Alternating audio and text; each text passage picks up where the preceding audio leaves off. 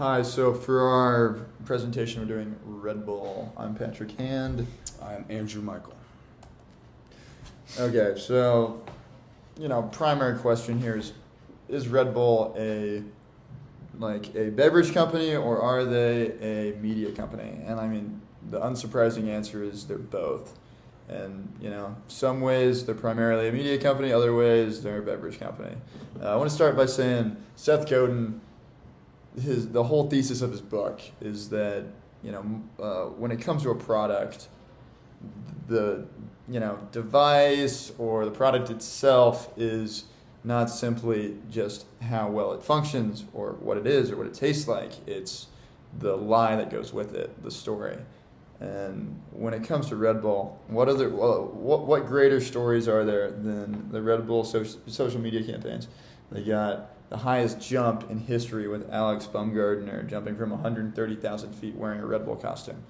Mm-hmm. That's just a good story. They're selling energy, right? When it comes down to it. And the thing is, when you think of a Red Bull, the first thing is never the drink. The first thing is those crazy stunts that you've seen on social media. Everyone's asking, did you guys see the newest Red Bull stunt? Did you pass or fail? On a recent one, they tried to jump between two planes and they failed. It was a failed stunt, and yet they got so much marketing, so much publicity from it, views. Just because they're the only ones doing it. And it's almost become a joke that this is something Red Bull would do when it's something totally outlandish that you would never really see. And that's kind of just who they've established themselves as. And it is a great story for a decent product, just like Seth Godin would go with. All right. So their primary target market is going to be that younger demographic, ages 18 to 34. They're selling to the same people that they would recruit for these stunts, the same people that are after the high energy, high excitement, human potential that they post are the same people that would go out and buy a Red Bull because they want that status. And also they are the type of people that if you're an athlete and you're high level at your sport, Red Bull is kind of where you want to go with it. That's the ultimate sponsor. So they also market their drinks themselves to that as well as their social media presence. Yeah, and that's never more true than with their motto. Red Bull gives you wings. If you need wings to fly to accomplish your goals, Red Bull can be a tool to get you to where you want to go. Exactly. All right, so for promotion strategies, the main thing people think of when they think of Red Bull are these promotion strategies. They actually participate in traditional marketing. They're a little bit different than the big stunts you'll see posted. They're just small, animated style little commercials with featuring some type of joke, some type of outlandish thing somebody does, and then the crisp crack of a Red Bull and the little Red Bull gives you wings jingle. So they do that. You'll see that on commercials, but then they also have tons and tons of sponsored events. Like what, Pat? Well, I mean, the vast majority of Red Bull marketing and advertising doesn't even feature the product. Mm-hmm. It's everything really. Every extreme sport, Red Bull is in it. They're the biggest donor to extreme sports in the world, with cycling, dirt bike racing, rugby, hockey, F1, surfing, air racing, cliff diving. They even have their own goofy races that they do. Exactly. With custom-made box cars and custom-made gliders. It's ridiculous. They have everything. Exactly. They've built their entire media around this simple energy drink. They have movies, they have magazines that they've put out with very high status and high level athletes. They're also at over 500 large music festivals yearly. So they're not only at these sporting events, anyone who goes out and is active and needs that energy, Red Bull is going to be there with a personal presence because they also have that guerrilla marketing. They have people in little Mini Coopers, they're modified Mini Coopers, driving around with coolers in the back, just handing out free Red Bulls. And it's not like they're not trying to get you to want to buy this drink specifically as much as they want you to see that Red Bull is here when you guys are out having these adrenaline-filled sports. They want you to see those two bulls going at it, and that's really the main thing they're after with these promotion strategies. Yeah, that's right. Red Bull tells a story, and Seth Godin, he says, storytelling works when the story actually makes the product or service better. Mm-hmm. And people buy Red Bull because it's not simply just a drink with caffeine in it. It's a drink that all of these professional athletes, these stuntmen, everybody around them, like people studying, they'll drink a Red Bull while they study. Red Bull even has a system. It's their ambassadorship program where they give and pay college students to have pallets of Red Bull in their room, and they just give them out at any event that they can. Mm-hmm. That's that guerrilla kind of boots on the ground style marketing that they do. Yeah. Another large thing that they participate is in reposting things that they approve of. A lot of times, if a small independent person would make a video that is something that you could see Red Bull doing, you'll see Red Bull in the comments, you'll see Red Bull retweeting it, reposting it, saying, we approve of this is the kind of thing we want.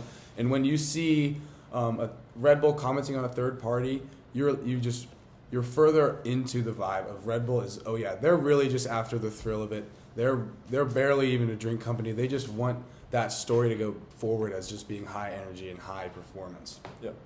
Okay, so for the Red Bull product strategy, they were founded in Austria in 1987, and other energy drinks before them had failed, mostly because why would you spend the extra money for this caffeinated drink when you could just buy a Coke? And so the founder wanted to differentiate himself from the soda companies, so he made this is the 12-ounce can, but the original size is 8.4 ounces and much taller.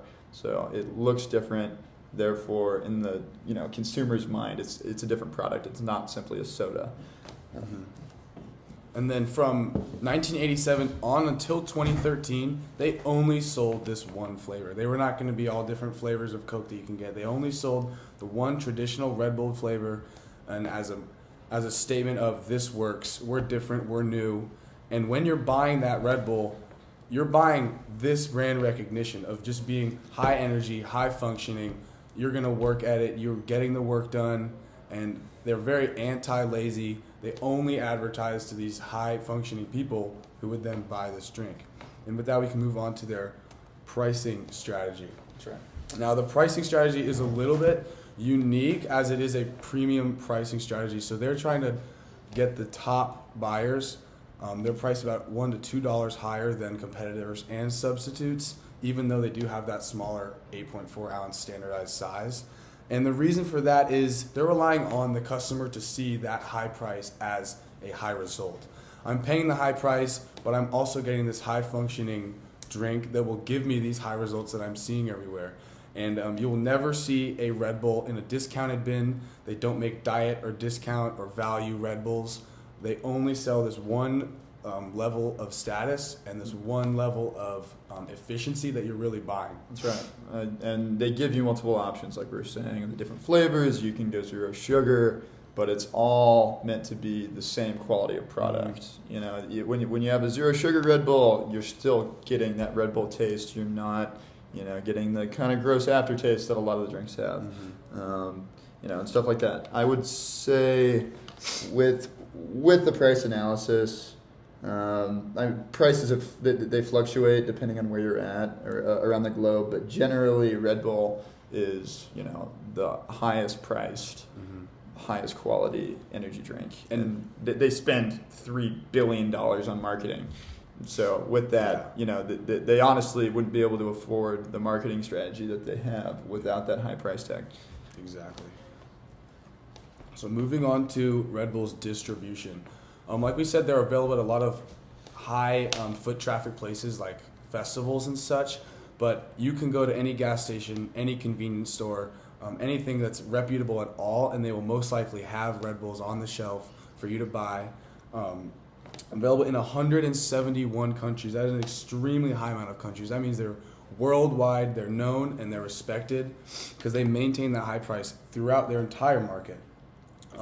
They are primarily shipped to save costs. They're shipped by train to save cost, and they do actually export their manufacturing. So the distribution, they do start from places like Austria. They do a little bit in the U.S., but they are manufacturing this all around the world. So manufacturing is in Austria, Switzerland, and the United States, and then that's pretty much it. But so it's all completely outsourced. Yeah, they're manufacturing everywhere. So getting it all around the world is not actually the hardest thing for them. They don't have like one plant and then ship it from there. They manufacture it all around. So it is not that hard for them to distribute it, but they are worldwide. They have outsourced their manufacturing. And their main mission is to get Red Bull in the hands of everyone. That really represents their mission of just being high energy and high efficiency. Yeah, and so you got Red Bulls in every convenience store, clubs, bars, vending machines on college campuses. Everything you can think of, Red Bull's tried it and they've put it there. Exactly. Now, in conclusion, without any manufacturing, Red Bull has built a brand on extreme strategies. They're 35% of the energy drink market, and in the U.S. In the U.S. without making really anything. 13% global market share. That's right. For all energy drinks is extremely impressive without any manufacturing. Yeah, but outsourced manufacturing, they made this brand, and it's worth $20 billion now. By their story alone, pretty much embodying Seth Godin's idea that the brand is the story, and what you're buying is that story. That is Red Bull in a nutshell. And with that, here's our application.